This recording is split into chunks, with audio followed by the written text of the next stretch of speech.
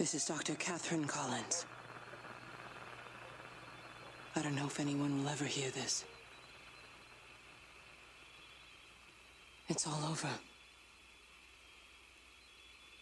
I'm the only one left. Everybody's Gone to the Rapture is what is often dismissively called a walking simulator, but frankly this deserves the title. You'll be walking around a lot, and it's very, very slow. There is allegedly a run button, which the developer didn't mention at all in the game, and I only found out about on a forum, but run might be overselling it, so perhaps a better description might be moving perceptibly faster, to the point that you wonder if someone was just taking the piss with this. Everybody's Gone to the Rapture frankly just didn't work for me. My biggest problem, aside from movement speed, is that I just couldn't buy into the world. Even after finishing the game, I'm not sure what exactly I'd experienced, and the game didn't seem that interested in telling me.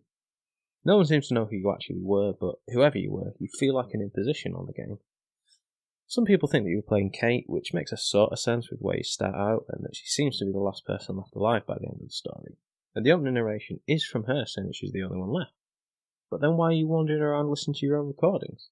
In the first one, she says that the event has left markers, presumably meaning the bits of story we trigger, and that we can use them to find what we're looking for. But if Kate left this message, she already knows about the markers and seems to be instructing someone else.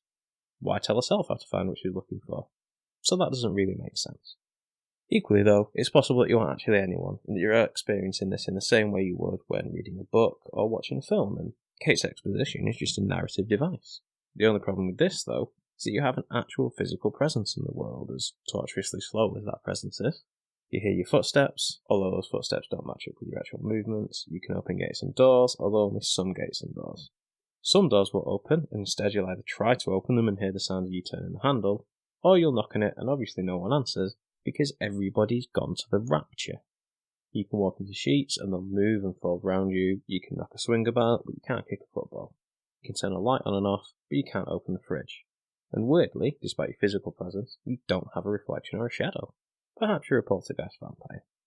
Those brief moments of interactivity actually make the points where you can't do anything even more noticeable and all the more frustrating, and that includes the quote-unquote gameplay elements. Sure, some things can be interacted with by pressing X, which you get a prompt for the first 3 or 4 times, and then that stops, so some players might miss things early on, until they realise you can interact with things without the prompt. The story is told through radio messages from Kate on radios dotted around the landscape, and by triggering glowing orbs, the markers Kate mentions at the start, that start a cutscene with some unidentifiable shimmering blobs telling you a story out of sequence. How do you trigger them? Well, you twist the pad around for some reason until the game deems it to be in the right place for it to tell you the next snippet. Except for the times that you don't have to do that, and it just plays because you live near it. Everybody's Gone to the Rapture feels like radio for the game, and it really would have been better off as a radio serial than a game. The interactive elements said nothing but padding the runtime, and served to make the story more confusing, or worse, missable. According to the trophies, I didn't hear all the story elements, something I find inexcusable in a game that is entirely story. And it's a shame that the game falls so flat, because the village of Yorton is a beautiful place. Anyone British will recognise it instantly, and if there was actually anything to do in it, or any sense of actual discovery, that would be one thing. But like the player, the world itself is riddled with inconsistencies and frustration. The birds are all dead, we're frequently told, as the sound of birdsong filled the air. No one is left, but the church bells ring. It's like the sound design and narrative teams didn't know we were working on the same game. There are lots of white sheets on the washing line, but no clothes anywhere. In the pub, there are cigarettes still smoking, as if people have only just been disappeared. But the pub is closed as the owners have the flu, which suggests they were one of the early people to be taken, and no one would have been in there for a while. There are bottles on the tables if they've been drunk by people, but the caps are still on, and glasses outside the pub that haven't been collected, as if the pub was still open. Is this nitpicking? Perhaps, but it just doesn't fit together. And those unidentifiable shimmering blobs? Good luck figuring out who they are without subtitles, because they all sound the same except Kate, and only because she's American. I played this in one sitting, so I imagine it would be even worse if you had to take this on in chunks. When they start talking, you can't go too far away or it'll stop playing, which limits your freedom to explore a bit.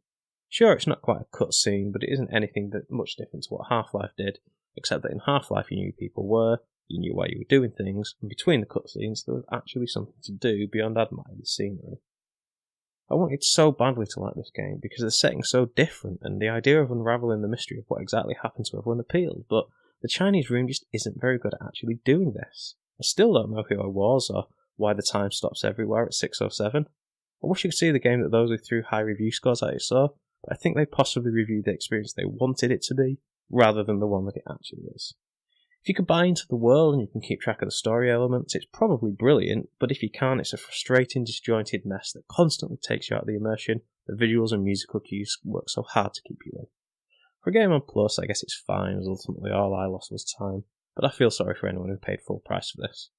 I couldn't honestly recommend this unless you wanted strolling in the countryside simulator, and even then, you're probably better off just going to the actual countryside.